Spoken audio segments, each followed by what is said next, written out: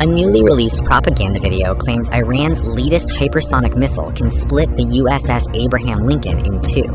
The message is blunt, the timing deliberate, and the warning unmistakable. Iran's state-run Islamic Ideology Dissemination Organization has published footage purporting to show its Fatah ballistic missile striking a U.S. aircraft carrier. The video claims American defense systems are powerless against Iran's new generation hypersonic weapons, boasting speeds up to Mach 13.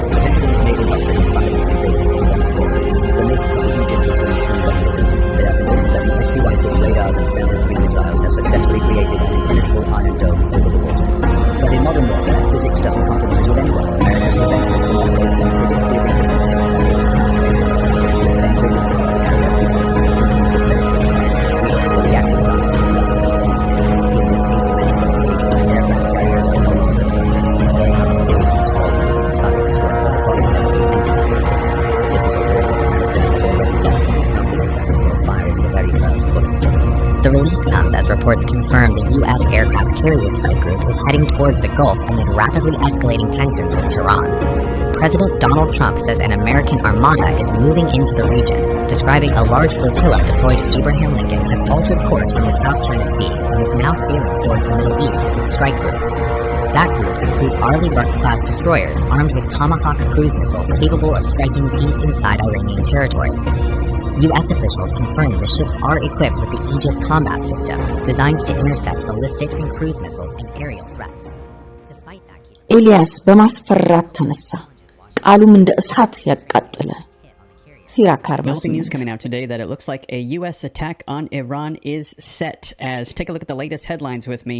Reports that U.S. aircraft carrier, the USS Lincoln, is now within striking distance of Iran. Trump's armada nears the Middle East amid reports that the USS Lincoln, it is now in striking distance. And takes that any attack will mean all-out war after Trump says that the U.S. Armada is on its way. The IRGC leader warns Iran has its finger on the trigger as it awaits the U.S. Armada more ready than ever, they are saying, and we're hearing that that is now in striking distance. Now, take a look at this. ዛሬ የሶስተኛው የዓለም ጦርነት ይሆናል ወይ አይሆንም ጥያቄ ሳይሆን ዛሬ ይጀመራል ወይስ ነገ በሚባልበት ደረጃ የሚጠየቅ ጥያቄ ሆኗል። የዓለም ነገስታት በሙላ እንደ ቃሉ ወይ ጎግን ወይ ማጎግን ደግፈው ሊበላሉ ካራ እየሳሉ ነው። የሰራዊት ጌታ እግዚአብሔር ተናግሮታልና ይሆናል። And you can see the white stars are explosions that are happening on the surface of the Lincoln.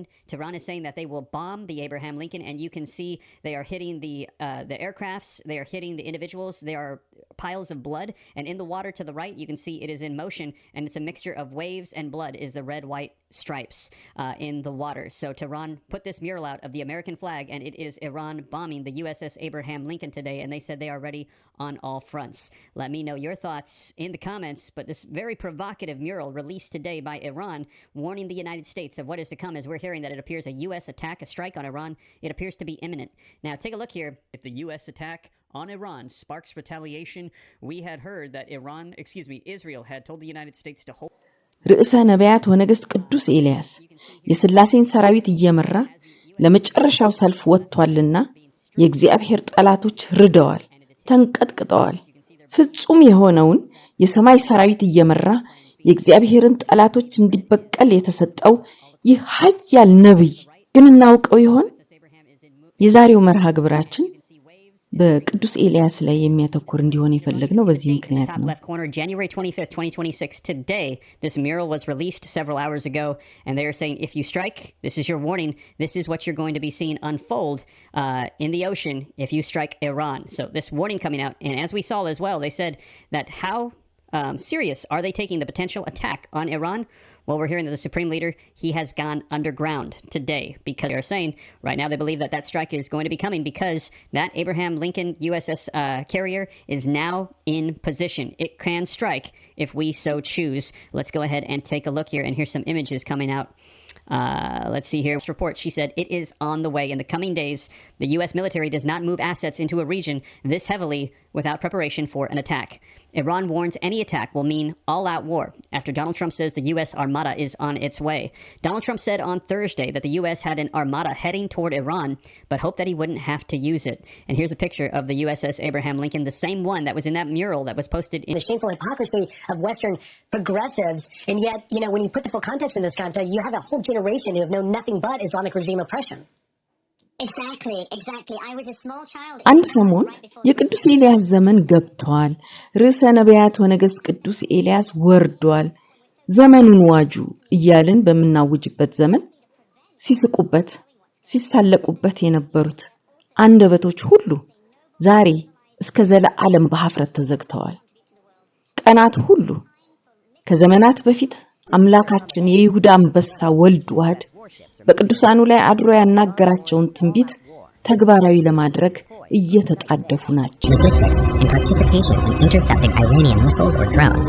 The report says those defenses would protect Israel, U.S. bases, and attack would turn every U.S. base in the region into a legitimate target. Revolutionary Guard Commander General Mohammed Pakpour says Iran is more ready than ever with forces on air trigger alert. He warns Washington and Israel to avoid miscalculation as military assets can verge and rhetoric targets. ሰላም ጤና ይስጥልኝ ተመልካቾቻችን።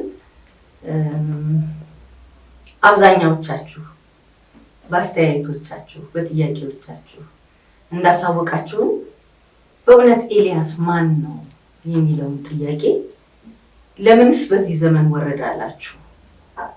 ኤልያስ ማን ነው? ምን አይነት ነብይ ነው? ከነቢያት ሁሉ ተመርጦ ለምን በዚህ ዘመን ወረደ ተባለ? እግዚአብሔርስ ለነብዩ ኤልያስ የሰጠው ስልጣን ምንድነው?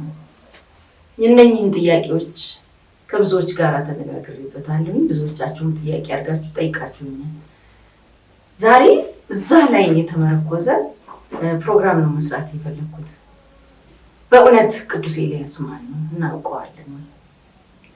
ለምንስ እግዚአብሔር ከነቢያት ሁሉ መርጦ እሱን ታላቅ አደረገው? ምንድነው የለየው ከሌሎች ነቢያቶች ከነ ሕዝቅኤል፣ ነብዩ ኤርሚያስ፣ ዳንኤል ብዙዎች አሉ። በእርግጥ እንደነሱ ጥቂት ስለመጻኢው ጊዜያት ብቻ ተናግሮ ሊያልፍ የመጣ ነበር። ነብዩ ኤልያስን እንዴት እናየዋለን? ነብዩ የሚለውን ከፊቱ ያለውን አርእስት የስም አጠራሩን ብቻ በማየት እጅግ በጣም እኮ ደካማ ነው። ኤልያስ እኮ ከነቢያቶች ከነ ሕዝቅኤል ከነ ኢሳይያስ ከነማን ምንም የተለየና የተሻለ ነገር የለውም። ለምንድን ነው ኤልያስ መጣ የምትሉት? በእርግጥስ በዚህ ዘመን ኤልያስ ይመጣል የሚሉ ብዙ አስተያየቶችና ጥያቄዎች አሉ። የነኝህን ሁሉ ጥያቄዎች በዚህ ፕሮግራም መመለስ እንችላለን ብዬ በእውነት ኤልያስ ማን ነው? በእርግጥ ነብዩ ኤልያስ ማን ነው? ነብዩ ኤልያስንስ እግዚአብሔር ከነቢያቶች ሁሉ ለይቶ ለምን እንዲህ አገነነው? በሶስተኛ ደረጃ ደግሞ በእውነት በዚህ ዘመን ይመጣል ወይ? ተጽፎለታል ወይ? በአራተኛ ደረጃ ደግሞ በዚህ ዘመን ያለው ስልጣን ምንድነው? በዚህ ዘመን ኤልያስ ተመልሶ ሲመጣ ምን ሊያደርግ መጣ? ምንድነው የሥራ ኃላፊነቱ የሚለው በዝርዝር እንድናየው ይሄንን ፕሮግራም ጀምረናል። በትጋት እንደምትከታተሉን የብዙዎቻችሁን ጥያቄ እንደምንመልስበት ተስፋ በማድረግ ወደ ፕሮግራማችን ገባለሁ። እጅግ በጣም አመሰግናለሁ አባታችን። ትንሽ ረዘም ላለ ጊዜ አልተገናኘንም ነበር። እንኳን ደህና መጡልን። የዛሬው ፕሮግራማችን በእውነት ኤልያስ ማን ነው? እናውቀዋለን ወይ? ከስራ መሰረቱ ኤልያስ ማን ነበር? ከማን ተወለደ? የት ኖረ? በአካብ ዘመን እንዴት ነበር ታሪኩ? ይህንን ከስራ መሰረቱ እንመለከተዋለን። በዛ እንጀምራለን።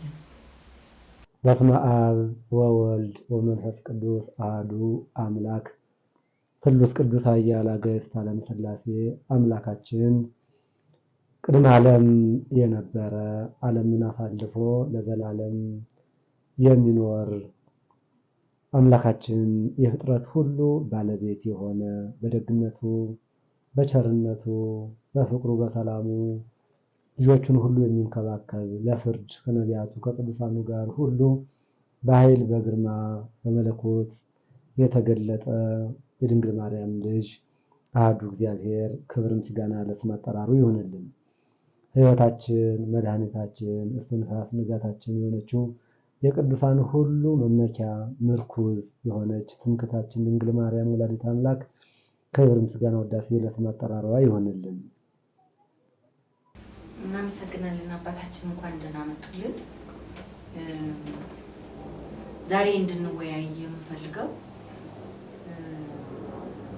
ብዙ መጽሐፍ ተጽፎለት ሳለ፣ አርኪዎች ተጽፎለት ሳለ፣ ገድል ተጽፎለት ሳለ በመጽሐፍ ቅዱስም በጣም በብዙ ቦታ ላይ ስሙ ተጠቅሶ እያለ ግን በደንብ አድርገን ማንነቱን ማናውቀው ማንረዳው በዚህ በፍጻሜ ዘመን ደግሞ እጅግ በጣም ኃያል ሆኖ የሚነሳ ዓለምን ሁሉ እንዲጠርግ እግዚአብሔር አሳልፎ የሰጠው ታላቅ ባለስልጣን የሆነው ስለ ነብዩ ቅዱስ ኤልያስ ነው እና ነብዩ ቅዱስ ኤልያስ ማን ነው? እንዴት ተጽፏል? እንዴት ተገልጾለታል በመጽሐፍት የሚለው በተለይ ደግሞ በድርሳኑ ላይ በአርኪው ላይ በሁሉም እያጣቀሱ እንዲነግሩ ነው የምፈልገው። በመጀመሪያ ደረጃ ግን እንደ መልከ ጼዴቅ በመጽሐፍ ቅዱስ ላይ ስራ መሰረቱ አልተጻፈለትም። እናቱ ከሌ አባቱ ከሌ የነበረው እዚህ አይልም። በድርሳኑ ላይ ግን ያንን ይላልና እስቲ ካወላለዱ ጀምረን ከአካባቢው የት አካባቢ ተወለደ፣ እናቱ ማን ትባላለች፣ አባቱ ማን ይባላል፣ በደንብ አድርገን ውስጥ ስራ መሰረቱን በማየት ጥሩ ዕውቀት እንድንይዝ ነው የምፈልገውና በዚህ ብንጀምር። እሺ፣ ኤልያስ ማን ነው ለሚለው ለመንደርደሪያ ያህል ኤልያስ ማለት በእሳት አጽርቅት ወይም በእሳት ሰፋድል የተወለደ ሙሉ ህይወቱ ናዝራዊ የሆነ ይህን ዓለም ንቆ እግዚአብሔርን ብቻ ያገለገለ ነገስታቱን ሁሉ የሚያርድ የሚያንቀጠቅጥ ካንደበቱ እሳት የሚወጣ እሳት የሚተፋ ከሰማይ እሳት ያወረደ እሳት ያዘነመ ሰማይና ምድርን የለጎመ እና አክዓብ እና ኤልዛቤል ባመጹ ጊዜ ሰማይና ምድርን ለጉሞ ዝናብን ከልክሎ ያስጨነቀ ያራደ የባለ አገልጋዮችን ሁሉ በቂሶን ወንዝ እንዲታረዱ ያደረገ ባለስልጣን በእሳት ሰረገላ ያረገ ሙትንም ጭምር ያስነሳ ታላላቅ ታምራትን ያደረገ በቃሉ ስልጣን ሙትን ያስነሳ ማለት ነው። በእሳት ሰረገላ በእሳት አፍራሳት ያረገ በፍጻሜው ዘመንም እግዚአብሔር እንደራስ ያድርጎ እንደሚልከው ትንቢት የተነገረለት ዓለምን እንደሚፋረድ ይህን ዓለም አሮጌ ሰማይና ምድርን እንደሚያሳልፍ ስልጣን የተሰጠው ኃያል ቀናኢ የእግዚአብሔር ነብይ ነው። እንዲሁም ሰዓትና ዘመኑም ደርሶ ቅዱሳንን ሁሉ አስከትሎ በብሔረ ሕያዋን በገነት ያሉትን ሁሉ በመቶ ዓለማት ያሉትን ሁሉ አስከትሎ ይህን ዓለም ለመፋረድና ይህን ዓለም ለማሳለፍ በኃይል በስልጣን በግርማ የተነሳ የተገለጠ ከቅዱሳኑ ጋር የቆመ በጋድ በቅድስት ምድር ኢትዮጵያ ይሄንን ትውልድ እየተፋረደ ያለ ያስጨነቀ ያለ ኃያል ባለስልጣን የእግዚአብሔር ነብይ ነው ኤልያስ ማለት።